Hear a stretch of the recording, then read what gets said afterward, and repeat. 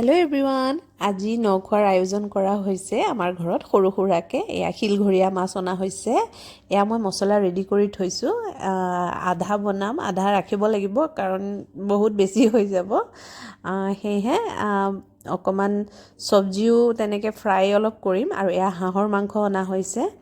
আৰু আমাৰ ৰান্ধনীশালত আছে আমাৰ দেউতা আৰু মই আজি দুইজনে বনাম। আমাৰ দেউতাই আজি মাছ ৰান্ধিছে, মাছ ফ্ৰাই কৰি আছে। আলহী আহিবৰ কাৰণে আমাৰ দেউতাই আজি মাছ ফ্ৰাই কৰি মাজে মাজে মোক হেল্প কৰি দিয়ে ন। কেনেকুৱা লাগিছে দেউতা মাছ ভাজি? ভাল লাগিছে। অঁ, আগতো বনাই, মাজে সময়ে বনাই বাৰু। শিলঘৰীয়া মাছ ফ্ৰাই কৰি আছে।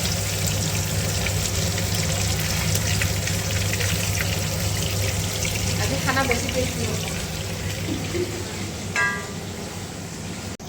এয়া মাটিৰ দালি ৰেডি কৰা হৈছে। মাটিৰ দালি এখনো বনাওঁ বুলি ভাবিছোঁ।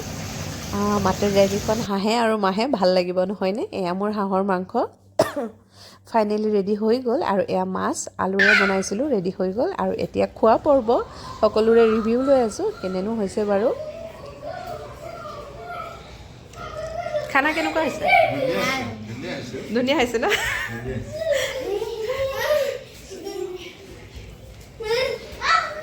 সকলোৰে ৰিভিউ লোৱা হৈ গ'ল আৰু সকলোকে খাবলৈ দিলোঁ। এতিয়া লাষ্টত ভাইটি আৰু মই খাবলৈ বহিলোঁ।